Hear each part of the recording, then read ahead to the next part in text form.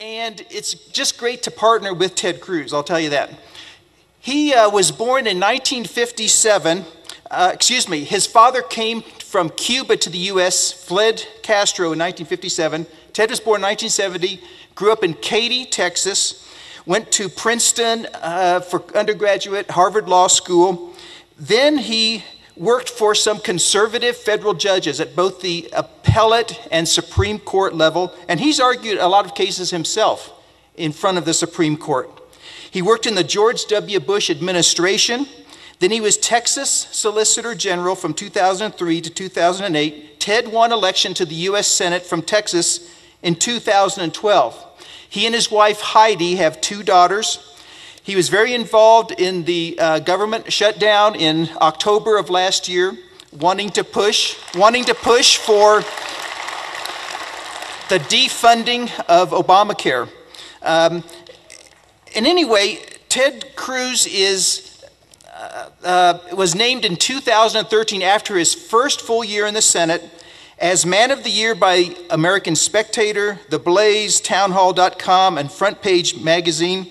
And he was finalist for Man of the Year according to Time Magazine. So I want to hear what he's going to do for an encore. Please help me welcome the great senator from the state of Texas, Ted Cruz.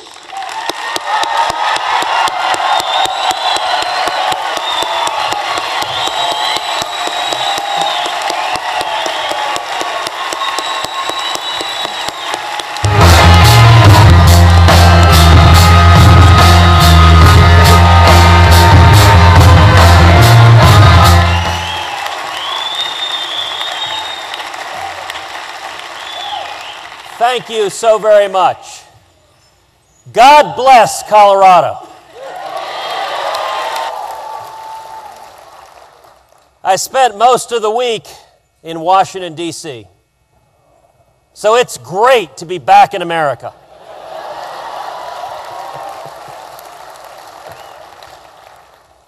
You know, Doug mentioned that my wife Heidi and I, we've got 2 little girls at home, Caroline and Catherine. Catherine's 3, the baby, Caroline's 6. And every one of you who's a parent knows that God makes every child very, very different. Catherine, the 3-year-old, is the sweetest little girl. She will crawl onto your lap. She will hug on you. Caroline is a rascal. It is how God made her. It's how she has been every day on earth. I remember last fall, Heidi and the girls came up to D.C. for a weekend, and we decided we were going to drive down to Mount Vernon. It's a Sunday afternoon. We were going to take the girls to see Washington's home. So we're driving down the George Washington Parkway. The leaves are starting to turn. They're red. They're orange. Catherine's sitting in her car seat over behind Heidi. Caroline is in her car seat behind me, kicking the back of the seat like she normally does. And Heidi and I hear Caroline ask her little sister, Catherine, what do you want to do when you grow up? Catherine says, I want to work in the U.S. Senate. I want to work with Daddy. Caroline says, oh, that's boring. She says, we're going to be rock stars. And then she lets out the zinger. She says, besides, Daddy will be dead by then.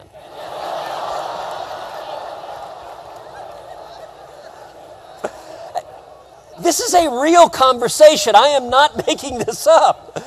I'm driving the truck. I'm like, hello, I'm right in front of you. It kind of made me wonder if maybe Caroline had been speaking with Republican leadership.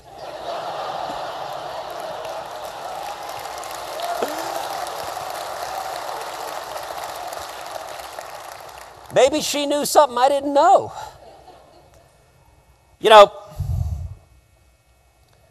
on Sunday, many of us will go to church, and our pastors will stand at the pulpit and go back to the original Greek in the word, analyzing the etymology. If you look at the etymology of the word politics, It has two parts. Poly, meaning many, and ticks, meaning blood-sucking parasites.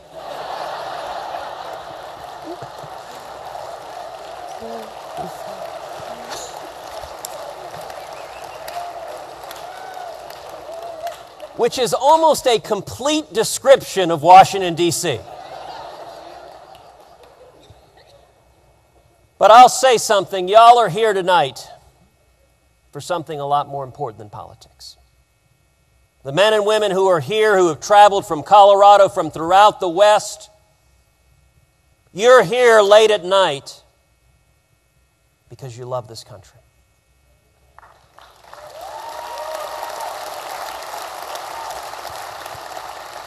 You are here because you love liberty, you love the Constitution, and you are here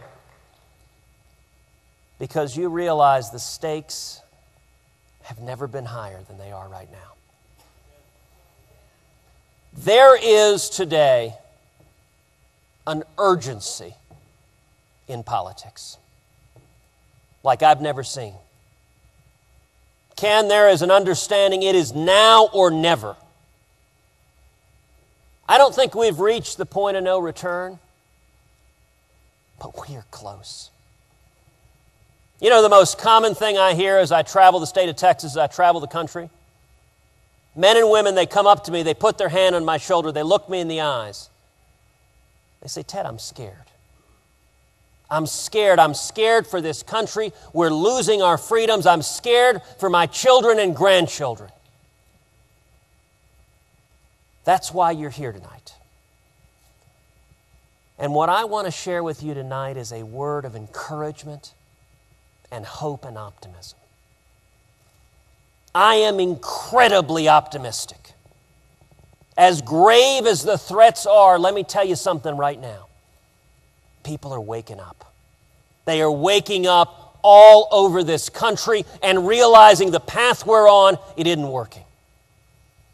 And I am convinced together we're going to turn this country around.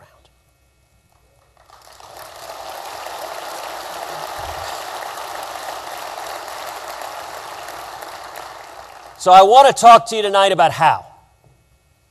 How together we can restore the American dream. And I'm going to suggest three things that all of us should fight for.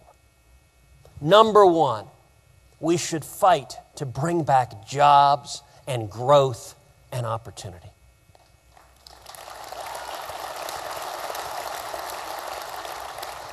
We are trapped right now in what I call the great stagnation. For 5 years, the economy's gone nowhere. From 2008 to 2012, the economy grew on average 0.9% a year. There's only one other 4-year period since World War II where economic growth was less than 1% a year on average. 1979 to 1982.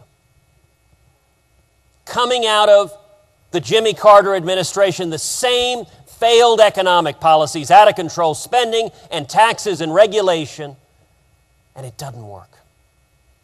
We need to champion, let's bring back jobs and economic growth. Let's restore an economy where small businesses are booming. And we know how to do it. Number one, growth, it doesn't come from government.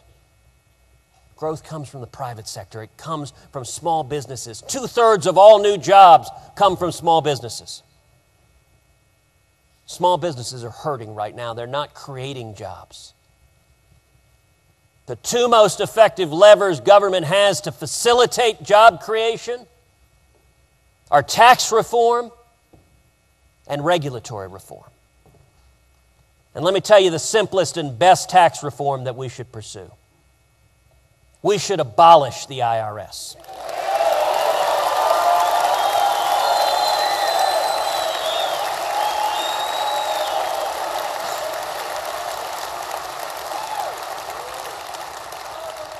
We need to move to a simple, flat tax that is fair, that every person can fill out their taxes on a postcard.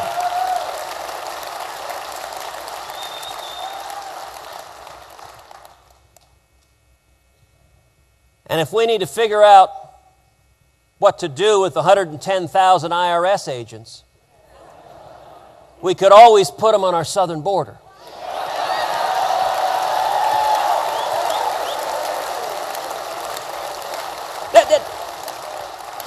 That's slightly tongue-in-cheek, but think about it for a second. You travel thousands of miles, you cross over and see an army of IRS agents, you turn around and go home.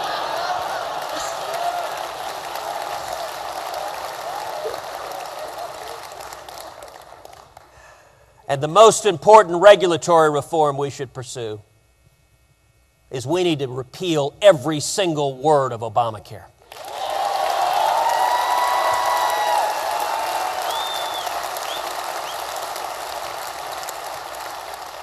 Let me tell you the most important reason that growth and jobs matter. And that's because growth is foundational to opportunity. The single biggest lie in all of politics is that Republicans are the party of the rich. That's usually said from someone sitting in Martha's Vineyard. Do you know that the top 1%, the millionaires and billionaires that this president loves to demagogue, earn a higher share of our national income than any year since 1928? The rich have done just fine with big government. Big business gets in bed with big government. The people who have been hurt the most by the Obama economy are the most vulnerable among us. They're young people, they're Hispanics, they're African Americans, they're single moms. They're people who are struggling because when you hammer small businesses, the people who lose their jobs are not the CEOs. It's the people who are struggling, who are just getting started. Many of y'all have gotten to know my dad, Cruz.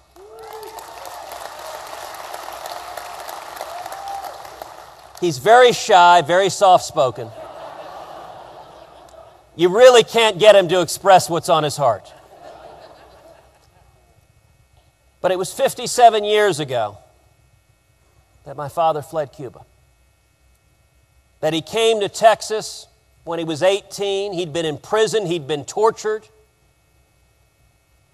He had nothing but $100 sewn into his underwear. And he got a job washing dishes, making 50 cents an hour.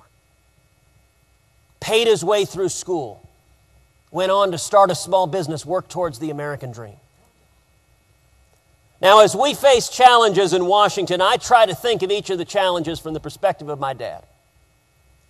How would it have impacted my dad? Let me tell you something. If my dad were still washing dishes today, the odds are very good he would have lost his job. Because of $1.7 trillion in new taxes, because of crushing regulations that are hammering small businesses, and the people who are getting laid off are teenage immigrants like my dad washing dishes. If he were lucky enough to keep his job, the odds are overwhelming he would have had his hours forcibly reduced to 28, 29 hours a week. Because the threshold for Obamacare is 30 hours a week. And you know what? You can't feed your kids on 28 hours a week. You can't pay your way through school. A couple of months ago, I was up in Nebraska at a rally in North Platte, Nebraska. 1,000 people out in the countryside of Nebraska. In that rally, at the end of the rally, a young woman came up to me. She hugged my neck. She said, "Ted, I've got 6 kids at home. I'm a single mom. My husband left me, and he's not paying child support." She said, "I'm working 5 different jobs. None of them even gives me 30 hours a week, so I go from job to job to job. I'm having a hard time keeping clothes on the backs of my kids. And I never get to see my children." That is who we're fighting for. That is why we're here, for the single moms, for everyone in this country who is filled with hopes and dreams to achieve the American dream. We got to get back to the basic free market principles that have made America the land that so many millions have come to from across the world seeking freedom and seeking a better life. We need to bring back jobs and economic growth.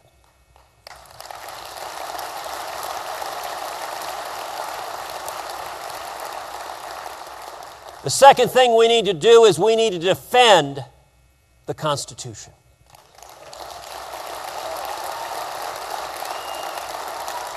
All of it. You know, it seems like this president is going down the Bill of Rights trying to violate each one at a time. The First Amendment. We've got the IRS asking citizen groups, tell us what books you're reading. Tell us the content of your prayers. Let me tell you something. The federal government has no business asking any American the content of our prayers.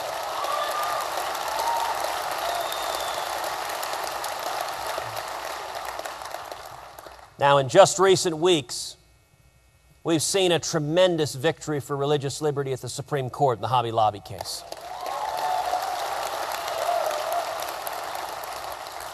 And what happened this past week, Democrats went to the floor of the Senate, and every single Senate Democrat voted to try to take away the religious liberty of Americans across this country.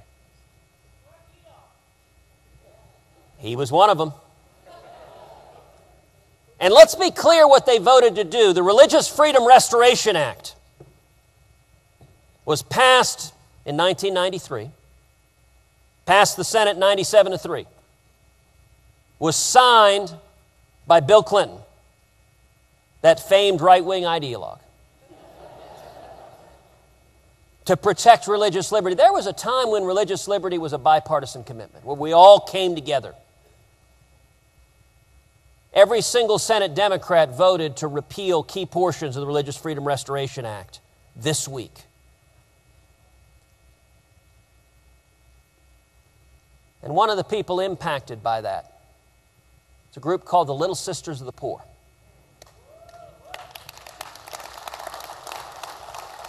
Little Sisters of the Poor are a Catholic convent of nuns who've taken a vow of poverty. They spend their lives caring for the elderly, caring for the sick, providing health care to people who need it. Right now, the Obama administration is litigating against them because they're trying to collect millions of dollars of fines from the nuns to force the nuns to pay for abortion-producing drugs for others. Let me give you a real simple rule of thumb. If you're litigating against nuns, you've probably done something wrong.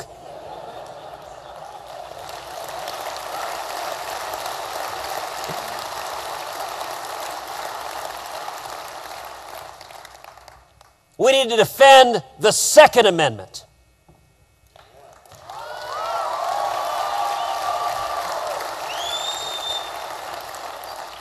You know, in Colorado, like Texas, we define gun control as hitting what you're aiming at.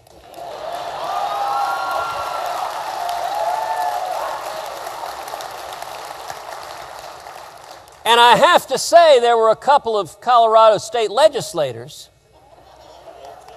who've defined gun control as involuntary retirement.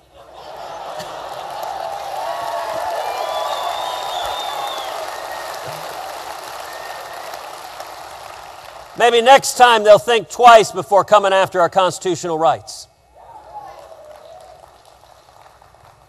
We need to defend the Fourth and Fifth Amendments, our right to privacy. How many of y'all have your cell phones with you tonight? Let me ask you, please leave your cell phones on. I want to make sure President Obama hears every word we say this evening.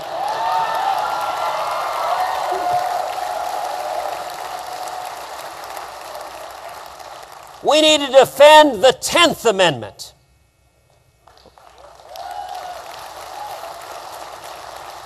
Or as President Obama calls it, the what? the fundamental statement in the Bill of Rights that the powers not given to the federal government are reserved to the states or to the people.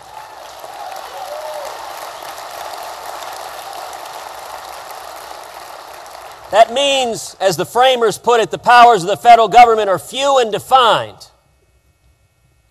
And it doesn't include things like education.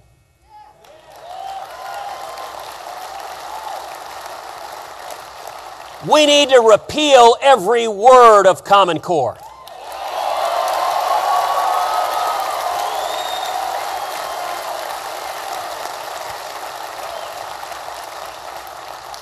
Education is too important to be dictated by bureaucrats in Washington. Education should be at the state level, or even better, at the local level. And besides, we already have a Common Core in this country. It's called the Constitution of the United States.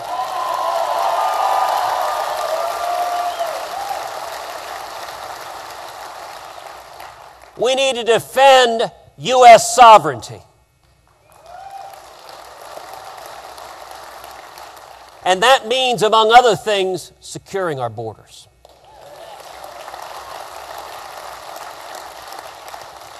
So this morning I was down on the border.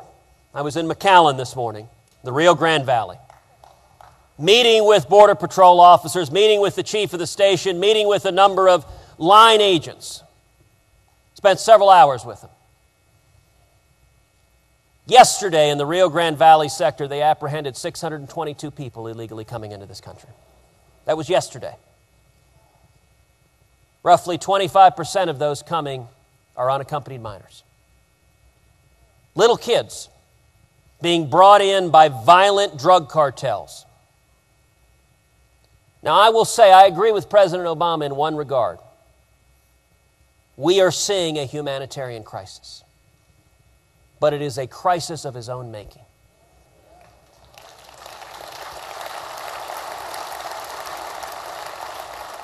It is the direct consequence of President Obama's lawlessness. I asked the Border Patrol agents, you're seeing these people coming every day. Why are they coming? What has changed?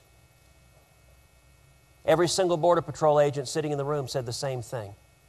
They're coming because they believe they will get amnesty. That is why they're coming. You want to understand what's happened? Look at the numbers. In 2011, there were roughly 6,000 unaccompanied kids apprehended coming into this country. Then in 2012, President Obama unilaterally granted amnesty to some 800,000 people who had come here illegally, who came as children. The direct foreseeable consequence of that, the predicted response of that, is we've seen an explosion in the number of kids coming.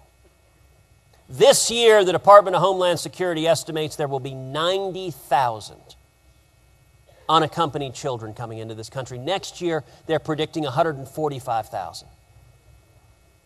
That is up from 6,000 just 3 years ago. And let me underscore something. The people who are bringing these kids, they're not well-meaning social workers in Birkenstocks with long beards. These are vicious, hardened, transnational drug cartels. These little boys and little girls are being physically assaulted. They're being sexually assaulted. And the only way to stop it is to stop President Obama's amnesty.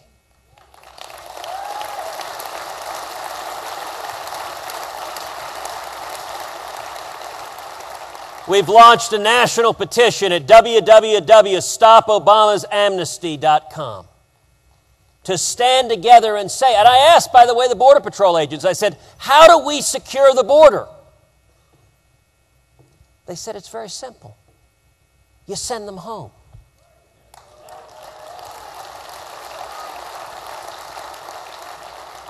Listen, we are a compassionate nation. We are a humane nation. When these children are here, we're going to treat them well. We're going to treat them with compassion, but the compassionate thing to do is solve the problem. The compassionate thing to do is humanely and expeditiously to reunite them with their families back home.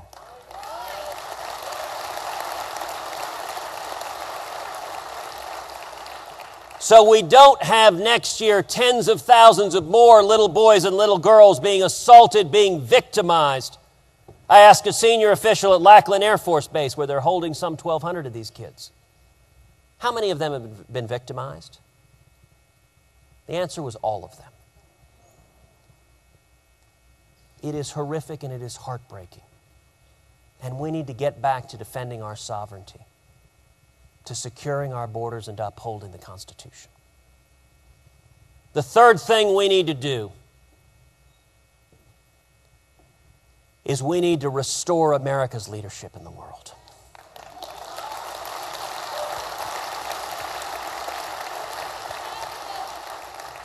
In the last 5 years, we've seen America recede from leadership in the world, and into that vacuum have stepped nations like Iran and Russia and China. And the world is a whole lot more dangerous place. Being openly mocked by leaders of nations like Russia and Iran. It is profoundly dangerous. We need to stand with our unshakable ally, the nation of Israel.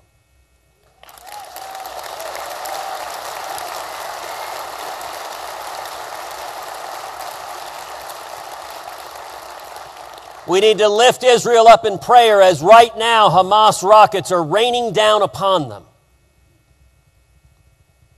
And we need to, as President Reagan was, be reluctant to send our sons and daughters into harm's way, but not shy away from defending our nation.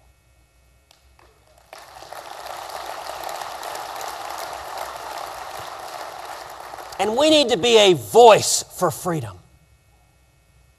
America has a bully pulpit in the world. If you think of President Reagan, who said the Soviet Union was an evil empire. Marxism, Leninism would end up on the ash heap of history. They asked President Reagan, "What's your strategy in the Cold War?" He said, "It's very simple. We win, they lose."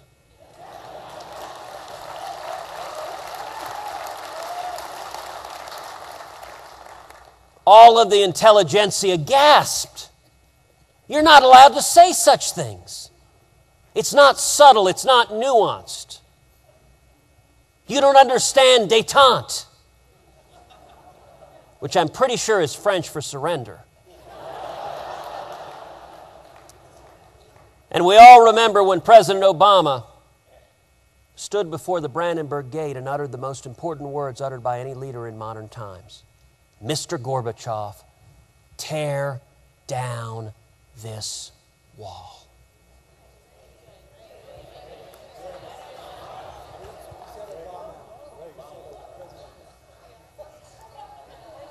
An interesting slip. And let me ask a simple question. Can we possibly imagine President Obama uttering such words? Look, it is heartbreaking, the absence of leadership. It is heartbreaking. You know, right now, Pastor Saeed Abedini, an American, a Christian pastor, is imprisoned in the nation of Iran for the crime of professing his Christian faith. 8 years in hard prison in Iran. I've met with Pastor Saeed's wife, Name. She and her 2 little kids, they live in Idaho. She's described how in the time Pastor Saeed has been in the Iranian prison, he has led a number of his fellow prisoners and his captors, his jailers, to Christ.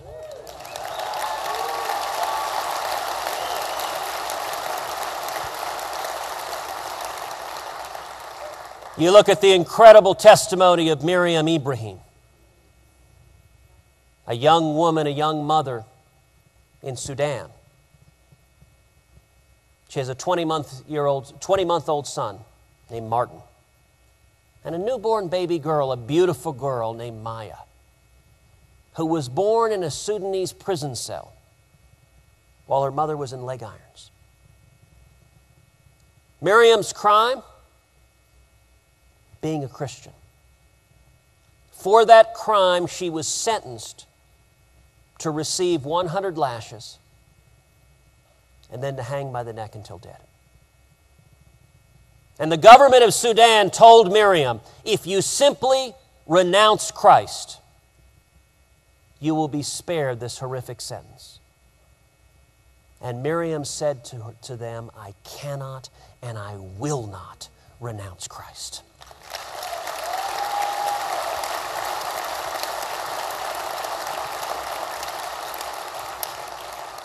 Miriam has been freed right now, but she's still in Sudan. She has not yet been allowed to come to America. She is married, by the way, to an American from New Hampshire. We need to bring back American leadership so that President Obama, like Reagan, stands up and says to the government of Iran, Mr. Khomeini, send Pastor Saeed home.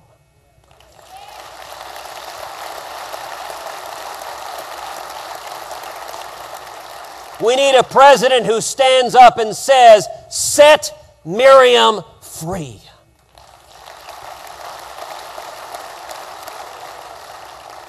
And let me point out these three basic principles: standing for growth and jobs and opportunity, defending the Constitution, restoring America's leadership in the world.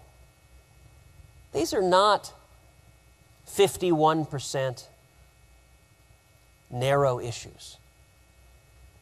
These are far-reaching, these are powerful American values of who we are as Americans. This is how we turn the country around. And what I want to say in closing is wrapping up where I started. Why I'm optimistic. The book of Ecclesiastes tells us there's nothing new under the sun. I'm convinced where we are right now is very, very much like the late 1970s.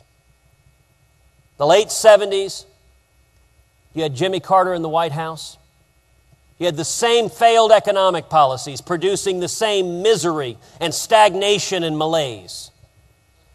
You had the same feckless and naive foreign policy making the world much, much more dangerous.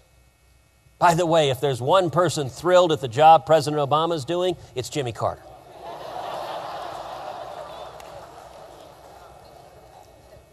And we saw something incredible happen in the late 1970s. We saw millions of men and women all across this country come together and become the Reagan Revolution. It didn't come from Washington. Washington despised Ronald Reagan. It came from the American people. And by the way, if you see a candidate who Washington embraces, run the other way.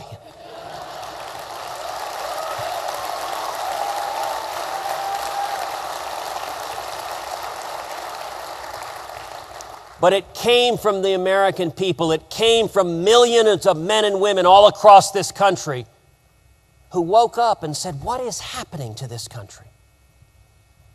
Millions of men and women who'd never been involved in politics.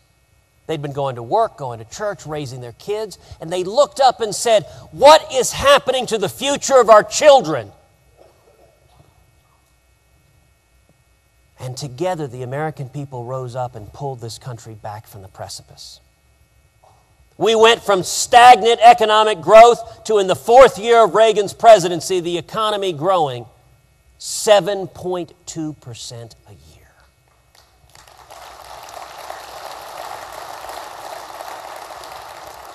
We went from our hostages languishing in Iran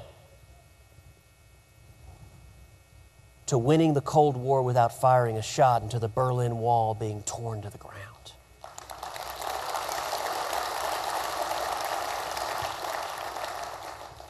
So why am I optimistic? I'm optimistic because of each and every one of you. I'm optimistic because of your passion. I'm optimistic because the same thing is happening. All over this country, people are waking up. We are seeing a grassroots army come together. And I'll tell you, I'm doing everything I can to encourage, to mobilize, to energize the grassroots, because only the American people can pull us back. Each of you who has your cell phone, I would ask you, if you're willing to be part of that army, text the word growth to the following number, 33733. Let me give that to you again. The number is 33733. Text the word growth. The only way we will pull back from this precipice is if millions of Americans, of each and every one of you, stands up when your friends and family and neighbors and says, we've got to get back to the principles that made this country strong.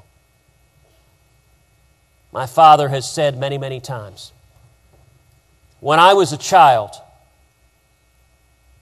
I lost my freedom once. I'll die before I let it happen again.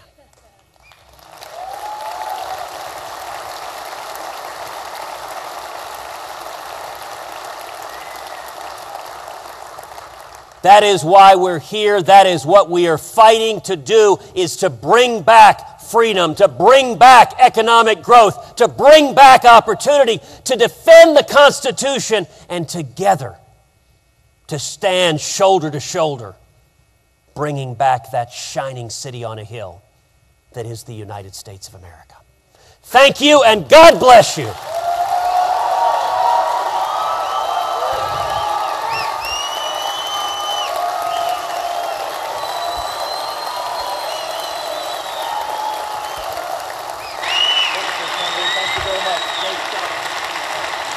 Ted Cruz, back to the Western Conservative Summit by popular demand. You asked for him. Here he is again. Senator, thank you very much. Wonderful, wonderful. We're going to get right busy with your scheduler and book you again for the third year next year.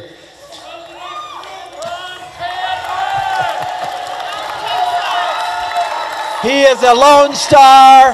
He is a rock star. He is a shooting star. Thank you very, very much. Thank you. Good night. God bless. Good night. Everybody here gets a gold star for stamina. It's been a long, rich, satisfying day.